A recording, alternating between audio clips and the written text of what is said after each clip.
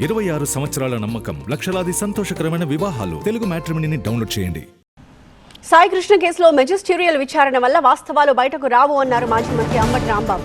ఈ కేసులో జ్యుడిషియల్ లేదా సిబిఐ విచారణ జరగాలని డిమాండ్ చేశారు. ఇందులో చాలా పెద్దవాళ్ల హస్తం ఉందన్నారు. సిఐ నాగరాజుని బాధ్యుణ్ణి చేసి కేసుని ముగించాలని చూస్తున్నారని విమర్శించారు. నిందితులకు శిక్ష పడేంత వరకు వైసీపీ పోరాటం చేస్తుందన్నారు.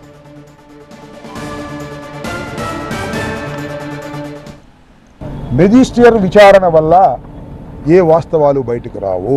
అయినా కూడా చట్టాన్ని గౌరవిస్తూ వైఎస్ఆర్ కాంగ్రెస్ పార్టీ తరఫున రిప్రజెంటేషన్ ఇచ్చాం. ఈ విచారణలో తూతు మంత్రం ఏమీ రాదు, సిట్టు విచారణలో కూడా ఏమీ రాదు. సిట్టు విచారణ ఏం జరుగుతుందంటే ఉన్నటువంటి ఆధారాలను తుడిచిపెట్టి వక్ర మార్గంలో పెట్టే కార్యక్రమం చేస్తుంది. ఎక్కడో వెళ్ళిపోయినటువంటి డెడ్ బాడీ యొక్క ఎముకలు తీసుకొచ్చి పోలీస్ స్టేషన్ పైన పెట్టి ఇక్కడే తగలేసిన నాగరాజుని చెప్పడానికి ప్రయత్నం చేస్తున్నారు. ఇది చాలా ఘోరం, అన్యాయం. నేను చెప్తున్నా, నాగరాజుకి అన్యాయం జరిగినా కూడా ఒప్పుకోం. నాగరాజు దీనిలో పాత్ర ఉంది. స్టేషన్ హౌస్ ఆఫీసర్గా ఎవరండి తీసుకొచ్చింది? టాస్క్ ఫోర్స్ కదా. అసలు టాస్క్ ఫోర్స్ చంపేసి నాగరాజు మీద పడుతుందని అనేటువంటి అపవాది కూడా ఉంది. టాస్క్ ఫోర్స్ చంపేసిన తర్వాత అది నాగరాజు మీద నెట్టాలనేటువంటి ప్రయత్నం చేస్తున్నారు అనేది కూడా ఉంది వాళ్ళ. కాబట్టి ఈ వాస్తవాలు బయటకు రావాలి.